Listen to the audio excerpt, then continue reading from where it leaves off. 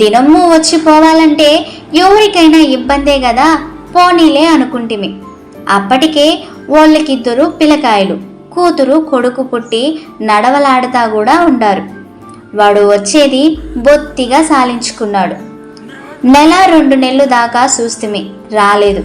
మళ్ళీ నేనే ఎతుక్కుంటా తిరుప్తికి పోతే వాడి అసలు రంగు బయటపడింది. వాడికి అంతకు ముందే తెనాలిలో పెండ్లై పిల్లకాయలు కూడా ఉండారని, వాళ్ళొచ్చి లాక్కుపోయినారని తెలిసింది. అందుకే పెద్దోళ్ళు ఊరికే చెప్పలేదు, ఆడబిడ్డనిచ్చి పెండ్లి చేసేటప్పుడు అట్టేడు తరాలు ఇట్టేడు తరాలు చూడాలనేది. గొడ్డును కసువుండే ఘాట్లోనే కట్టేయాలని కూడా అనేది. మా నాయన తాగుబోతాడైనా తొందరపడకుండా చెప్పులరిగేదాకా తిరిగినాడు పెండ్లి చేసేటప్పుడు. అప్పటినుంచి మా చెల్లిని మాతో కూడా పెట్టుకొని కడుపు తెగ్గోసుకుంటే కాళ్ళ మీద పడుతుందని ఆ చిన్న పిల్లకాయల్ని సాకి సంతరించి ఆ ఆడబిడ్డని ఒక అయ్య చేతిలో పెట్టి వాణ్ణి కూడా ఒక ఇంటోడిని చేయాలని కలలు గంటివి. మా కలలు కళ్ళలుగానే మిగిలిపోయినాయి. అబ్బదా అట్టయ్య కొడుకన్నా సక్కరంగా ఉంటాడనుకుంటే ఆవు సేన్లో మేస్తే దూడెట్ట గెనం మేస్తుంది. అబ్బకు మించినోడై వద్దన్న చోటికి పోవాలంటాడు, చెయ్యొద్దన్న పనిని చెయ్యాలంటాడు. ఇది వాడు వరస. పలాని మంగళోళ్ళు మంచోళ్ళు, కాలుతో పని చెప్తే సేత్తో చేస్తారు అని పేరు పెక్కాసి తెచ్చుకున్న మాకు తలంపులు తెచ్చి పెట్టే కాడికి ఎదిగిపోయినాడు. ఎండ్రకాయ కొవ్వితే బొక్కలో ఉండదంటారు. అట్టా ఈడు ఊళ్ళో రైతులతో ఎప్పుడు గొడవ పడతా ఉండేవాడు.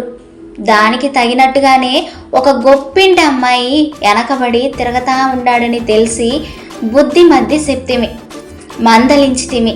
అయినా దారికి రాలేదు. ఆఖీరుగా కొట్టను కూడా కొడితిమి. మా చేతులు నొప్పి పుట్టినాయి గాని వాడేమో మారకపోయా.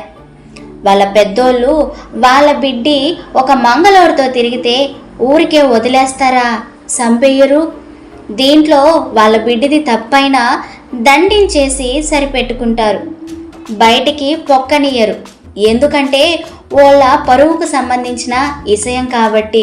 ఒకనాడు ఈడు యాన్నించో రాత్రిపూట వస్తా ఉంటే చీకట్లో సావదంచి పేనాలతో వదిలిపెట్టినారు. ఎవరినెవరినో అడిగి చూస్తుమి, కొట్టిందెవరో తెలదంటారు, ఎందుకు కొట్టినారో తెలీదు. కానీ దెబ్బలు తినింది మాత్రం మా ఓడే. దానికి కారణం కూడా తేట తెల్లమవతానే ఉంది. మళ్ళా నిదానంగా తెలిసింది. మన ఇండ్లలో ఆడబిడ్డి ఒక మంగళోడితో తిరగతా ఉందని తెలిస్తే మన పరువేం కావాలా అని మా ఊరి మనేగోరే కొట్టించినారని. ఈ సంగతి మనే గారి దాకా పోయినాక వాడిక్కడ ఉంటే మొదటికే మోసం వస్తుందని తెలిసి సిత్తూరి దగ్గర కలవకుంట పక్కన తెలిసిన వాళ్ళుంటే అక్కడ ఒక ఊరు మాట్లాడి వాళ్ళ అమ్మ కొడుకుల్ని అక్కడ చేర్పించి వస్తుమి.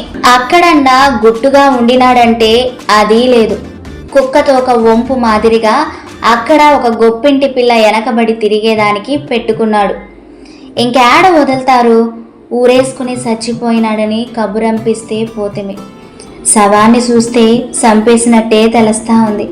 కానీ ఏం చేయను, ఎవరితో చెప్పుకోను.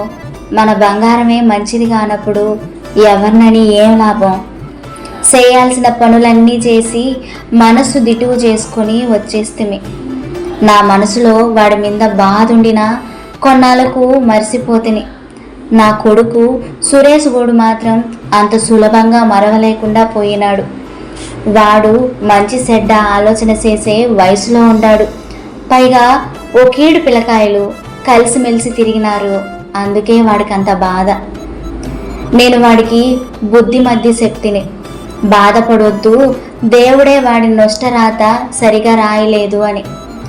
నాకు చచ్చిపోయినోని గురించి అంత బాధగా లేదు. కానీ నా బాధ అంతా మా సురేష్ గోని గురించే. పెద్దయితే ఈడేమవుతాడోనని.